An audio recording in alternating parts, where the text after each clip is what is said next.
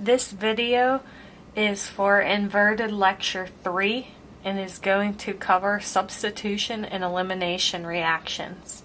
We have a total of 4 mechanisms in this over chapter 6 and 7, and that's SN1, SN2, E1, and E2.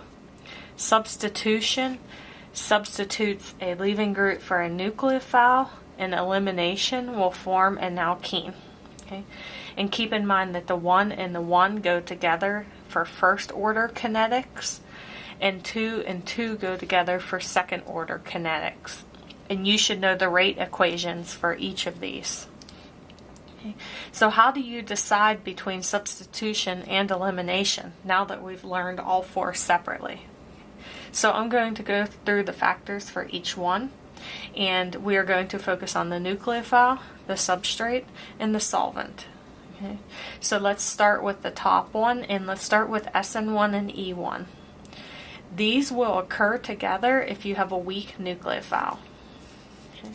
And the weak nucleophile tended to be the solvent. Okay, there's not a negative charge, it's neutral. The substrate has to be secondary or a tertiary leaving group, and that's because you form a secondary or tertiary carbocation. In both mechanisms, you form a carbocation. If you have a secondary leaving group specifically, the cation can undergo a rearrangement, and we had learned that was through alkyl shift or in a hydride shift. We also learned that alcohol and OH group can be a good leaving group if we use acidic conditions, and that was sulfuric acid and phosphoric acid.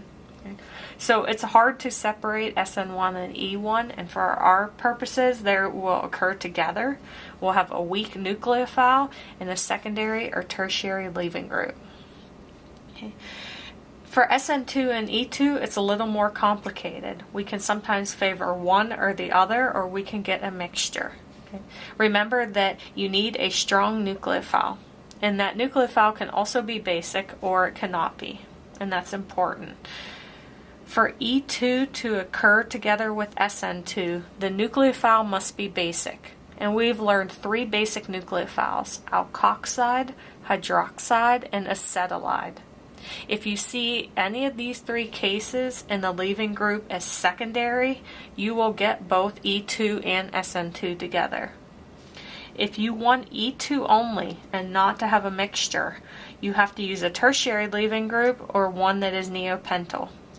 I've been color coding the leaving groups with the chart here, and just to remind you that neopentyl means your leaving group X is attached to a carbon that's next to a quaternary carbon, and this is too hindered to undergo SN2, and so it can undergo E2 only.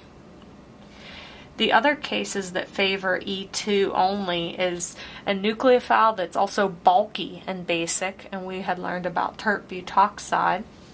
If you have a common base solvent, and so for example, we have ethoxide as the nucleophile and ethanol as the solvent. So this is the protonated version of the nucleophile. That's what a common base solvent is. And if you have heat, remember that delta S is a factor for E2 and not for SN2. And so adding heat helps your delta S term. If you want SN2 only, you need a good nucleophile that is not bulky, and you need to have a methyl or primary leaving group. We also want to consider the solvent. Remember that SN1 and E1 in general favor polar product solvents, and SN2 and E2 favor polar aproduct solvents, and we had learned 4 of those cases. There is just one case that could be tricky, and that is here. The common base solvent has a product solvent, ethanol, but it goes along with E2. And so what gives it away that it's E2 is because you still have a good nucleophile. So just be careful in these cases. Good nucleophile and the product solvent, when they're one and the same as a combo, then that's still going to favor E2.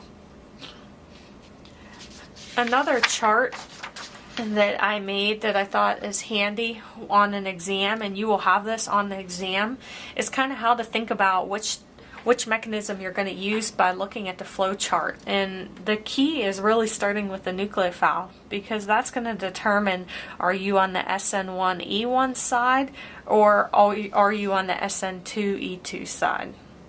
And so these other factors here are important for you to read, and these are just notes that have come up along the chapter and things to consider. We are going to use this flowchart for the next few practice problems so that you can see how it's used. But keep in mind, you're going to start with the nucleophile, and if it is poor, it's SN1E1. If it's good, you have to ask yourself, is it basic and is it bulky? And follow the flow chart. Because remember, SN2 cannot occur with bulky nucleophiles. Okay, so I'll leave this chart to the side for now. And let's start a problem. And this is an example from sapling. So consider the following pair of reactions shown here. Predict the type of elimination mechanism. And so, because it tells us elimination, we are deciding between E1 or E2. Predict which will occur at the fastest rate and draw the correct organic product, and I added here that is most stable. Okay. So we have to decide between the two, and the flowchart will help us here. The flowchart, just based on the nucleophile alone, will help us determine E1 and E2. And so our leaving group here, and then we have our nucleophile is methanol, and then methanol is over the arrow. So it is the nucleophile and the solvent. Okay, so this is a weak nucleophile. And that automatically takes us on the flow chart to the right side, and that's going to be E1. Both cases are going to be E1. And so we want to pick E1 for both. We also need to make sure that our substrate is okay as well. Remember that SN1 and E1 provide favor secondary or tertiary leaving groups. And so if we look here, our leaving group is attached to a carbon with 3 carbons, and so this is tertiary. And here the carbon's attached to 2 carbons, and that's secondary.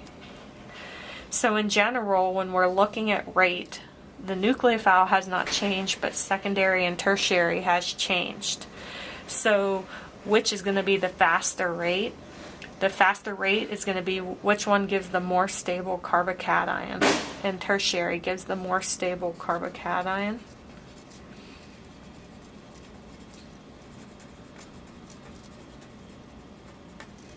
And we can draw that. Remember that in both cases, the leaving group leaves. And so in this case, our carbocation is tertiary, and this group on the right has not, on the left has not changed, right? But this group is now flat in sp2, and we lost our stereocenter, and the same happens down here, except in this case, one of them is H.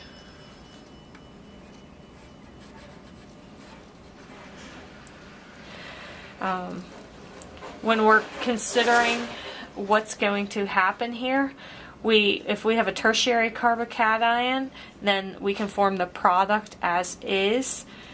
This is where our alpha carbon is, and so we want to look at our beta hydrogens. And so we have a beta hydrogen here.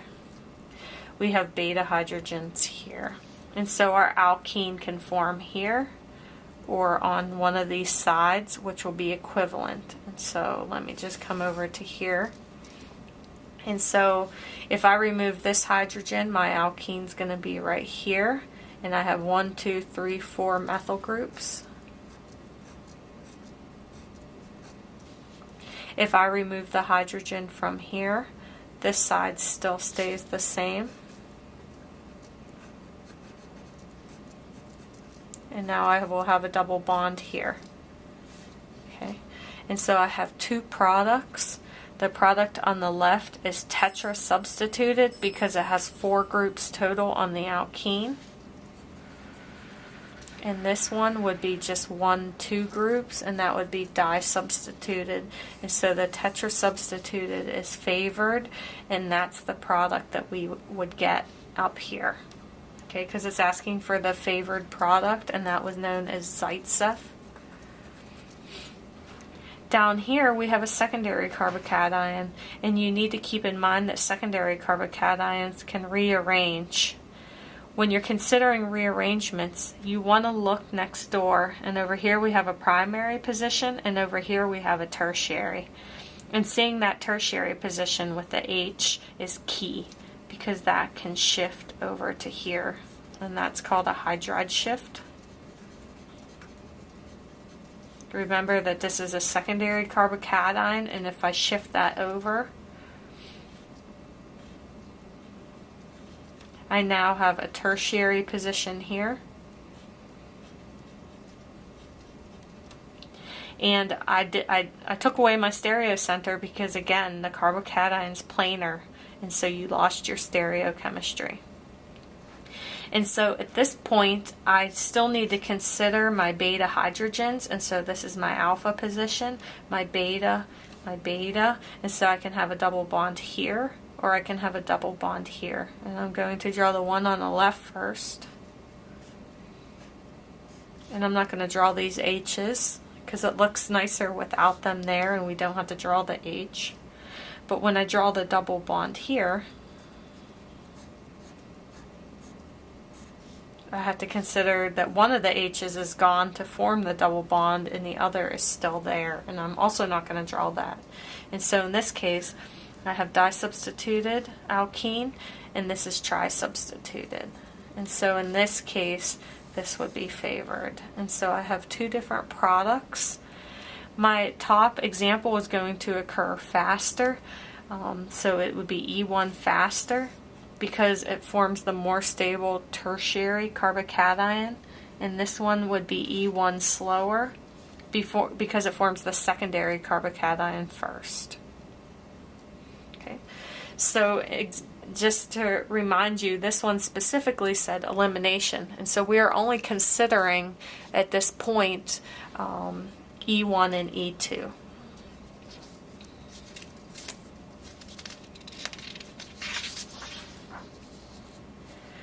So in this case, it's asking us to do an E2 reaction only, to draw the Zaitsev product and show the stereochemistry. If there is more than one organic product, both products can be drawn in the same box, and then we have to ask ourselves, would SN2 compete? Okay. The drawing that's given is in the sawhorse notation.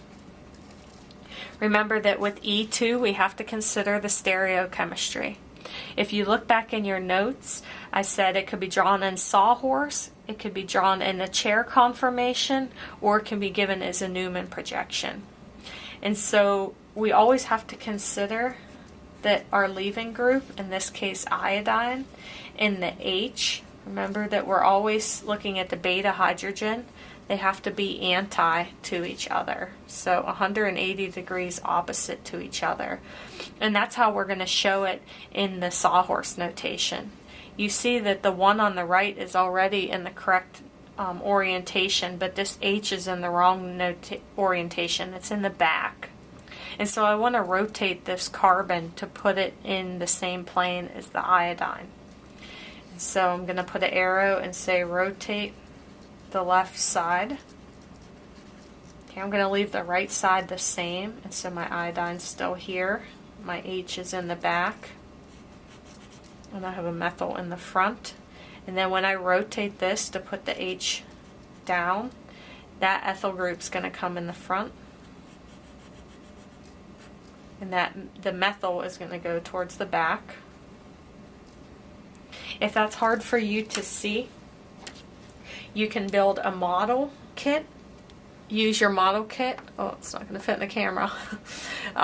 We have our iodine here in the plane, and then our ethyl group in the plane here. And you see that the H is in the back. I have to rotate that H to be down. And if you look, that puts the ethyl group in the front and the methyl group in the back, which matches how I have it drawn right here. And the H, the carbon, and the iodine is all in the same plane. So at this point, we have KOH and ethanol. This is a common solvent base example because we have a OH and then the protonated version, I guess, of ethanol. So this is the common base solvent. And remember that that favors E2. The heat also tells us E2. We can use our hydroxide to pull off the beta hydrogen, forming the alkene and kicking off the leaving group. Now when we make the alkene, everything that is a wedge is going to be on the same side. So this ethyl group and that methyl are on the same side as the alkene. And in the back is this methyl and that H. But remember, we normally don't draw alkenes in perspective this way. We tend to draw them flat. So I'm just going to redraw that with this and this on the same side. So ethyl and methyl, and then this methyl is back and that H is back. Okay. So we have this as a product. We have water as a product due to the deprotonation. We have iodide, and then we have the potassium. So this together is Ki, and there are your three products from your E2 reaction, and this would be your alkene. Okay. So we had in class tried an E2 with the chair conformation, and so here's an example of an E2 with the sawhorse. And again, if you have the model kit, you can kind of see looking down on top, well, that the ethyl group and the methyl are going to be cis, and then here's the H in the back and the methyl that are going to be on the same side and be cis here. I didn't need to use this chart, but because the problem told me it was E2, but just to show you, the nucleophile was a good nucleophile, and then it was basic because it was hydroxide, and it was not bulky. So we technically would get E2 and SN2. However, it says if heat is used or we have common base solvent, then E2 would be favored, which is what we saw. Okay. In our leaving group here, I guess I did not mention that, is secondary. It says secondary E2 or SN2 is okay. But again, the common base solvent and the heat pointed towards E2 favored. Alright, and the last two problems are just example problems where you kind of have to predict the mechanism and draw any products that would result from that mechanism. And we are going to assign the leaving group and the nucleophile and solvent if there's any, and then use the flow chart. Okay, so looking at the substrate, our leaving group, the bromide, is secondary. In this case, we have a good nucleophile, right? Their nucleophile is the O-, so this is ethoxide, so this is a good nucleophile. And DMF is a polar aprotic solvent. And so all of these point towards second order kinetics, and so SN2 and E2. And to tell which one's going to be favored, we're going to use the flow chart. And so we have the nucleophile is good. It's basic because it's a alkoxide. It's not bulky, and so we're going to get E2 and SN2. Unless the substrate is tertiary, which was not true. It's not neopentyl. We don't have heat, and we don't have a common base solvent. And so basically all of these failed, and so it's not only E2, it's both SN2 and E2. And so we expect SN2 and E2 for this. Okay, so for SN2 and E2, we have to consider stereochemistry. But if you look at the substrate, none was given. We just have straight lines. And so we don't need the chair conformation or anything. We're just going to draw the products. So for the SN2 product, we are going to substitute the leaving group for the nucleophile. And so there's no front and back no dash and wedge, so we're just going to substitute the nucleophile for the leaving group, and you get this product, and your byproduct would be K and Br. If we consider E2, for E2 we want to consider our beta hydrogens, and so this is our alpha position, and so we have beta hydrogens at both of the neighboring carbons, and so we can form our alkene here or here. Would those be two unique products? In this case, yes, because of the methyl group. And so if we draw the E2 products, we have the alkene on the right, and we have the alkene on the left. And then our byproduct is the alkoxide deprotonated, so we have the alcohol, and then we have KBr again. Okay, so for SN2 you have two products, and for E2 you had three products. Okay, and these are unique. They would have different names if you name these two products. Okay, so your products for this are all of them. All of these would form for this reaction because you had a secondary leaving group and a basic nucleophile. That means you can do all of those. If we go to the second problem and we do the same type of analysis, again our leaving group is secondary. In this case we have an alcohol, so this is a weak nucleophile. And using the flow chart, soon as we had a weak nucleophile, we were on the SN1 and E1 side. And so it reminds us that we often have heat, but we don't in this case. You can have additives to help your leaving group leave. So if you see silver, that's used when your leaving group's a halide, such as bromide or chloride or iodide. The carbocation must be secondary or tertiary. And if it's secondary, we have to watch out for rearrangement. Okay. So in this case, we have a secondary leaving group, and while you don't have to draw the whole mechanism, I had mentioned before that you should consider the carbocation. So when this leaving group leaves, let's consider the carbocation that forms.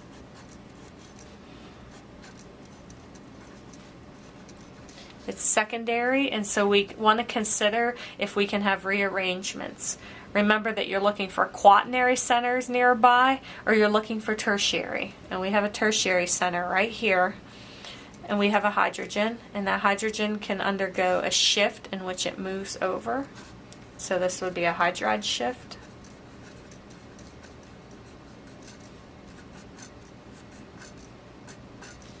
My carbons didn't change, just my hydrogen moved over.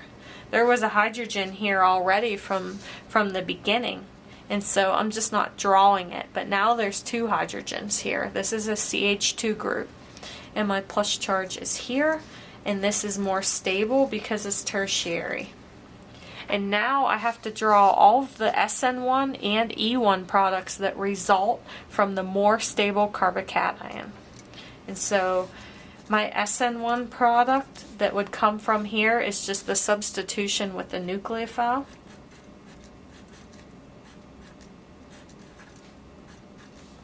My nucleophile has a H that has to be lost during the mechanism, and so you would have this product would be your SN1 product. And then you also have to consider your E1 products, and an E1 can form an alkene for any of your beta positions. And so the alpha is the carbocation itself, and so you have three different beta positions, but these two are the same due to the symmetry in the molecule. And so one of them would be this product, and the other would be the product here with a double bond here. And again, if you form the double bond to this carbon, you would get the same product as this. And let's draw our byproducts. And so in this case, our alcohol is pulling off our alcohol is pulling off the hydrogen. So we kind of have protonated solvent, and Br minus, and in this case we have protonated solvent and Br minus. Okay, so we still have a mixture of 3 products for our E1 reaction. Okay. So if you use this flow chart, it is key in determining which of the mechanisms will be in place, and then you have to remember the nuances of each mechanism. So I recommend doing practice problems where you know the mechanism until you're comfortable with all 4 of them, and then try practice problems where you don't know what the mechanism is going to be and you have to decide it.